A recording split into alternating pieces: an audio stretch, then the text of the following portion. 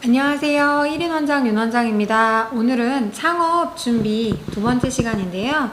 두 번째 시간에는 무슨 이야기를 할까 하다가 우선 내가 만들고 싶은 공부방은 어떤 공부방인가, 내가 가진 색깔은 어떤 색깔인가를 한번 생각해보는 시간을 갖는 것이 저는 중요한 것 같아서 그 부분을 두 번째 말씀드리기로 했어요.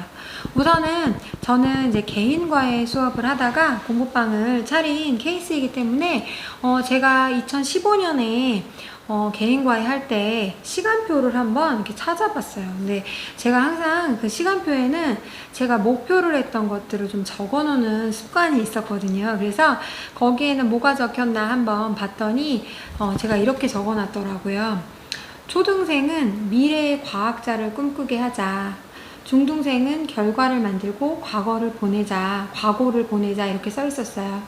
근데 저에게 그때 저희가 수업을 하면서의 목표는 초등학생 아이들이 좀 즐겁게 실험하면서 뭔가 이렇게 내가 이런 거 하고 싶다라는 생각이 들게 되었으면 좋겠다 라는 생각으로 수업을 했고, 중학생들은 사실은 조금 잘하는 아이들이 많았거든요. 그래서 걔네들이 특목이나 자사고 준비하는 아이들이 많아서 그런 아이들을 그런 학교에 보내야겠다 이런 생각을 했었던 것 같아요.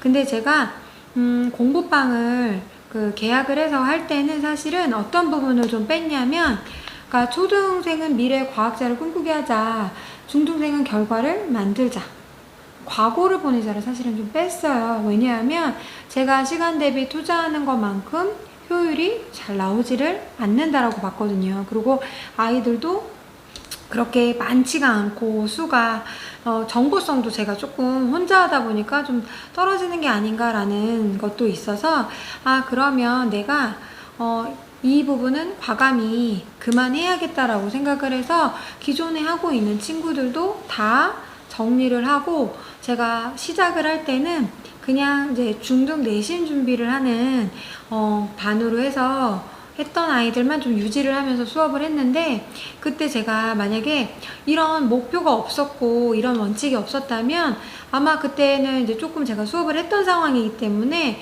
전화 문의들이 좀 있었어요. 선생님, 과거나 특목고 준비하고 싶은데 다닐 수 있나요? 이렇게 물어봤을 때 아마 한 명이라도 아마 개설을 했을 거예요. 그러면 그 한 명을 데리고 그게 시간이 엄청나게 갔을 때 이 아이를 빼지도 못하고 넣지도 못하고 이런 상황이 됐을 수도 있고, 제가 생각했던 거랑 다르게 또 산으로 갔을 수도 있을 것 같아요, 공부방이. 왜냐면 사람이 별로 없을 때는 사람 마음이 사실 좀 초조하잖아요. 그거는 다들 똑같다고 생각을 하거든요.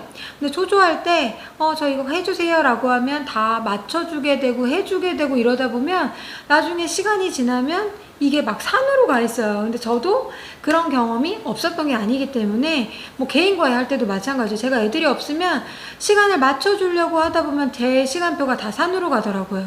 그래서 어느 순간에는 제가 원칙에 따라서 움직이니까 되려 시간표가 너무 잘 짜지는 거예요.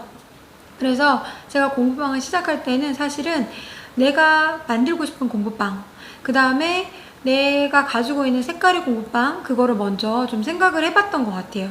그리고 그 후에 자기가 나한테 맞는, 그 색깔에 맞는 프랜차이즈를 고를 수도 있을 거고, 좀 수업을 오래 했다면 개인 플랜을 가지고도 수업을 진행할 수 있다고 생각을 하거든요. 그러니까 그 부분에 대해서는 장단점이 다 있으니까 창업 3번에서 말씀드리겠습니다. 감사합니다.